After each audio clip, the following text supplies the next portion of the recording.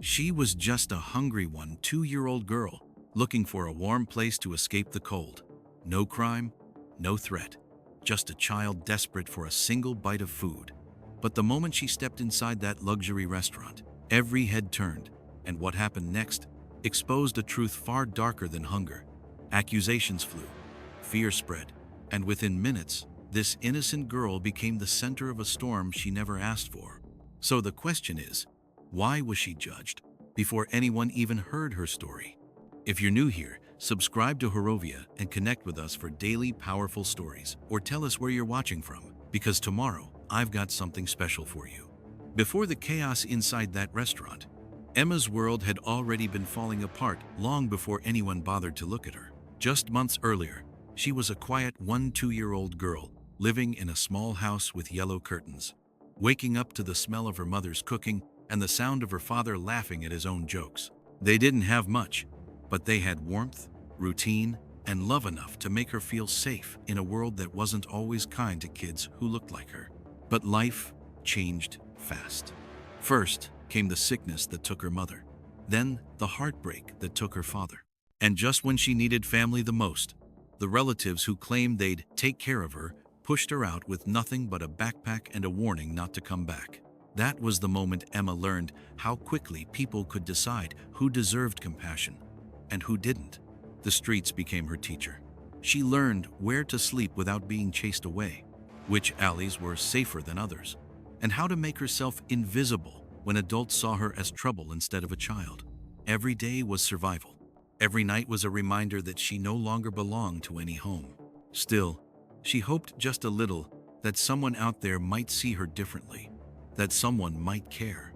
But as she walked into the wealthy part of Portland that morning, exhausted and starving, she had no idea she was about to step into a place where people judged her the moment they saw her skin, her clothes, her hunger. She didn't know that within minutes, she would become the center of a storm she never asked for and couldn't escape. By the time Emma reached the wealthy district, hunger had hollowed out everything inside her. The smell of food drifting from street vendors felt almost cruel, a reminder of everything she no longer had access to. People walked past her without a second glance, some speeding up, others pulling their children closer as if her presence alone was a threat. She kept her head down, but even then, she could feel the stares, the silent judgment, the unspoken message, "You don't belong here." Still, hunger pushed harder than fear, and when she saw the glass doors of Portland's most exclusive restaurants swing open, revealing chandeliers, warm lights, and plates overflowing with food, something inside her whispered, "Just try." Maybe someone would help. Maybe someone would see her as a child, not a problem. But the moment she stepped inside, the atmosphere shifted. Conversations slowed, eyes narrowed, faces tightened the way they do when someone steps into a place they were never meant to enter. A waiter stopped mid-step, staring at her clothes, her dirty hands, her skin, her shaking frame, then immediately looked away, pretending she didn't exist. Emma forced herself to approach a table, her voice trembling as she asked for a small bite of food. The man didn't look up. He waved her off like she was a fly. The next woman didn't even try to hide her disgust. She leaned back, clutching her purse, and snapped for someone to remove the street girl before she ruined their meal. Every table she approached made the room colder, heavier. Whispers followed her. Someone muttered that she was dangerous. Another said she was probably stealing. A third whispered a slur under his breath, quiet enough to avoid attention, loud enough for her to hear. Emma tried to swallow the humiliation, but desperation was louder. And when she saw an unfinished plate left on a table, glistening in the warm light, something inside her snapped. She reached for it with shaking hands, telling herself it was only for survival. But the moment the fork touched her mouth, the room erupted. A man stormed toward her, his voice booming across the restaurant, calling her a thief, demanding someone call the police. Diners leaned back like she was contagious, their eyes filled with anger, fear, and something even darker, something that told her they didn't see a hungry child at all, but a threat. Emma froze. The fork dropped. Her mind raced with every nightmare she'd ever feared. Being dragged out, arrested, thrown into a system that wouldn't care who she was or why she was hungry. Around her, phones came out. People recorded her like she was a spectacle. not a person. The waiter lifted his phone, ready to call security. And in that moment, she knew no one in that room cared about her story. No one wanted to know why she was starving, why she was alone.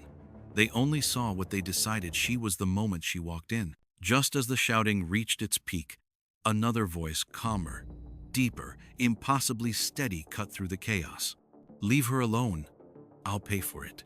Every head turned. The room fell silent, and Emma felt the world shift beneath her feet as she looked toward the man who had just stopped the storm, but had no idea how much bigger it was about to become.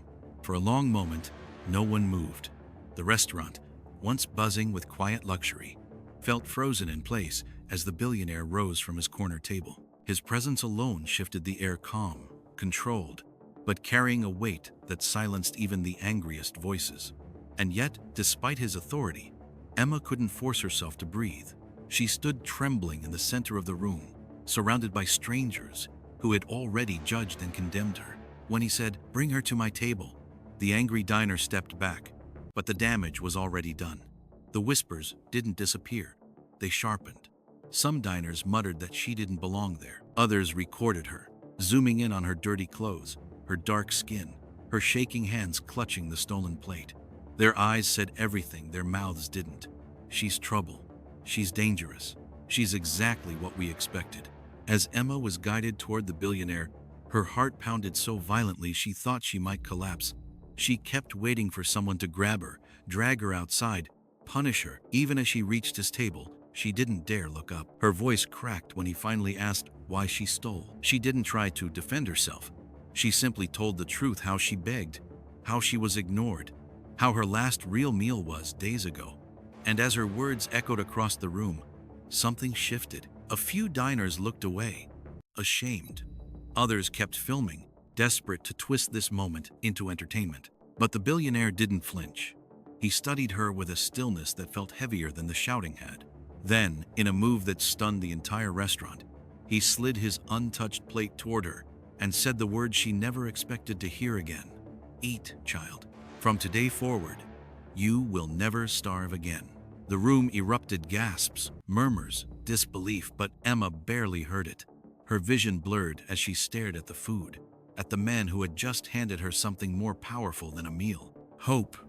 But she didn't know yet that this moment, the moment caught on dozens of phones, was about to ignite a storm far beyond those restaurant walls, one that would follow her into the billionaire's world and expose a darker truth no one was prepared for. Emma didn't understand the magnitude of what happened in that restaurant, not at first. All she knew was that, for the first time in months, someone had stood between her and a world determined to crush her. Someone had looked past the dirt, the hunger, the fear, and seen a child who deserved dignity. But the world outside didn't stay quiet for long. The video of her humiliation spread within hours, edited, dissected, argued over by people who didn't know her name or her pain. Some viewers were outraged by the cruelty she faced, questioning how a room full of adults could treat a starving girl like a criminal.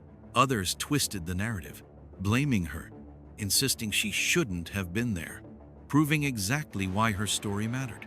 Through it all, Emma learned something harsh but unshakably true. Compassion is rare, but judgment is everywhere. Inside the billionaire's home, she found warmth again, not the kind built from money or status, but from someone finally choosing to protect her rather than punish her. Yet even in safety, the echoes of that restaurant followed her. The stares, the whispers, the way people decided who she was before she even opened her mouth. Her life changed, but the world around her didn't change nearly fast enough. And that's the heart of this story. Emma's struggle isn't just one girl's nightmare. It's a reflection of countless children who are dismissed, feared, or dehumanized simply because of how they look, where they come from, or how desperate their situation makes them appear. It's a reminder that racism and prejudice don't always shout.